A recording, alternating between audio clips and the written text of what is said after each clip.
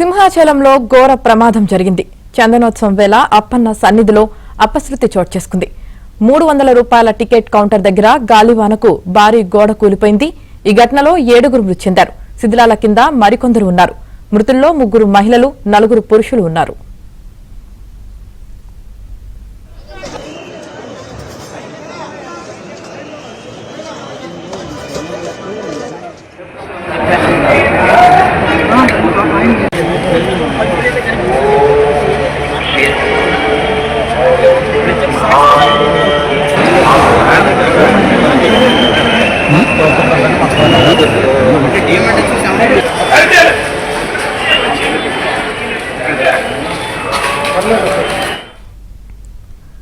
గోడ కూలిన ఘటనలో మృతుల సంఖ్య మరింత పెరిగే అవకాశం ఉంది. రెస్క్యూ సిబ్బంది సహాయక చర్యలు నిర్వహిస్తున్నారు.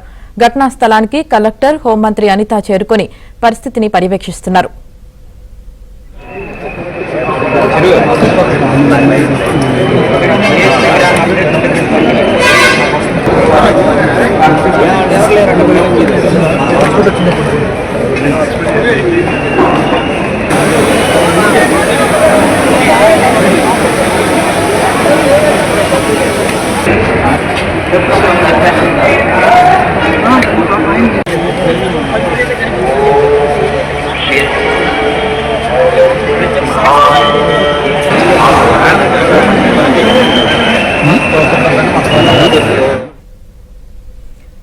సింహాచలంలో ఘోర ప్రమాదం జరిగింది. చందనోత్సవం వేళ అప్పన్న సన్నిధిలో అపశృతి చోటు చేసుకుంది.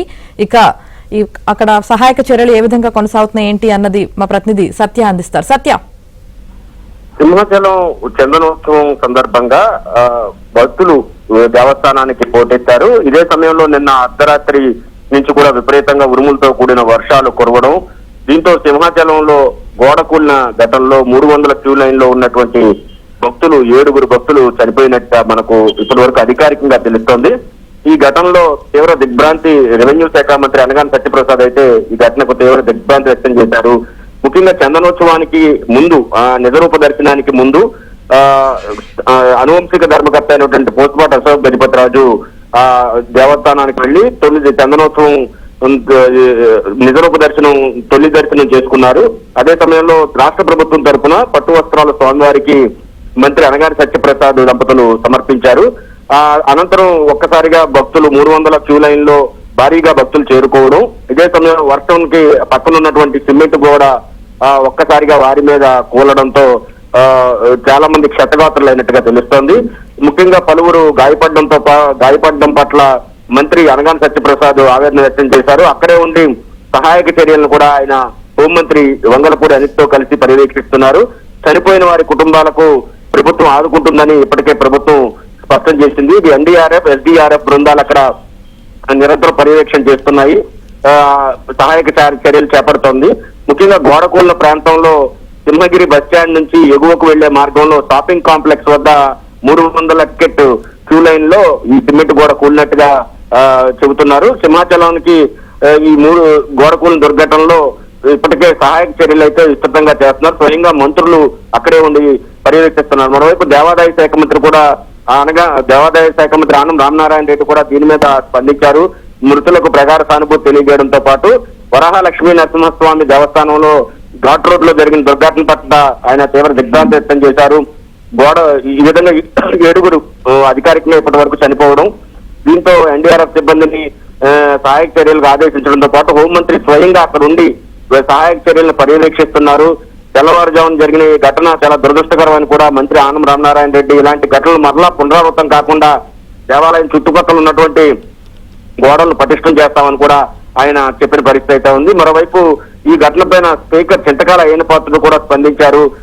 వర్షం కారణంగా గోడ కూలడం, అదేవిధంగా చనిపోవడం, మనుషులు చనిపోవడం, భక్తులు చనిపోవడం తీవ్ర ఆవేదనకు గురి చేసిందని కూడా ఆయన వ్యాఖ్యానించారు. బాధితుల కుటుంబ సభ్యులకు అండగా నిలుస్తామని కూడా ఆయన పేర్కొనడం జరిగింది. ప్రస్తుతం అయితే సహాయక చర్యలు కొనసాగుతున్నాయి. ఎవరైతే మృతులు ఉన్నారో వారందరినీ కూడా ఆసుపత్రికి తరలించడంతో పాటు అదేవిధంగా ఎవరైతే క్షతగాత్రులు ఉన్నారో వారికి మెరుగైన వైద్యం అందించేందుకు విశాఖపట్నానికి ఉన్నటువంటి ఆసుపత్రులకు తరలించినట్టుగా మనకు అందుతున్న సమాచారం బట్టి తెలుస్తోంది.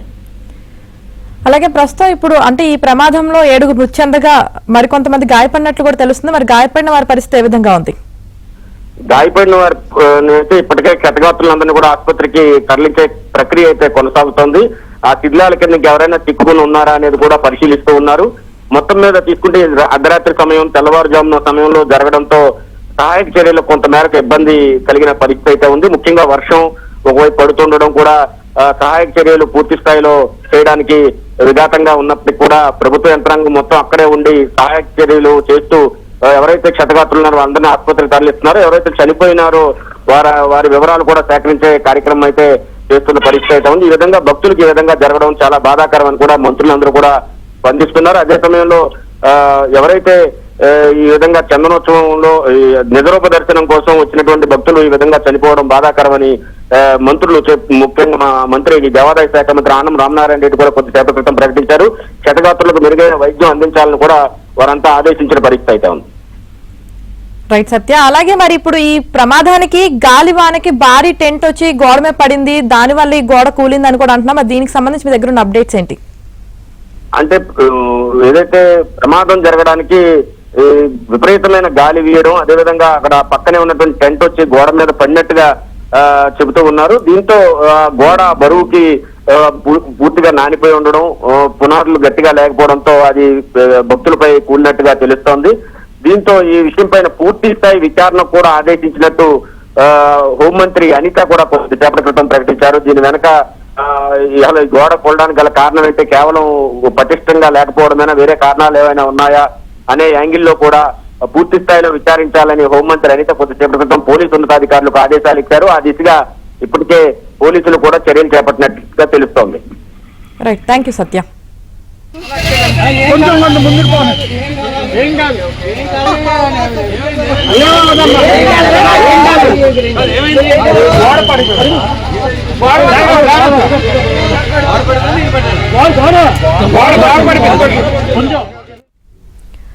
సింహాచలంలో ఘోర ప్రమాదం జరిగింది. చందనోత్సవం వేళ అప్పన్న సన్నిధిలో అపశృతి చోటు చేసుకుంది. 300 రూపాయల టికెట్ కౌంటర్ దగ్గర గాలివానకు భారీ గోడ కూలిపోయింది. ఈ ఘటనలో 7 మృతి చెందారు. మృతుల్లో 3 మహిళలు, 4 పురుషులు ఉన్నారు.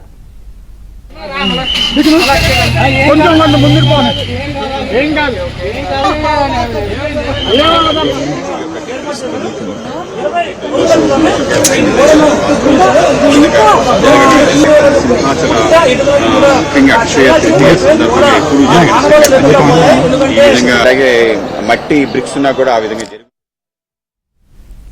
గోడ కూలిన ఘటనలో మృతుల సంఖ్య మరింత పెరిగే అవకాశం ఉంది. రెస్క్యూ సిబ్బంది సహాయక చర్యలు నిర్వహిస్తున్నారు.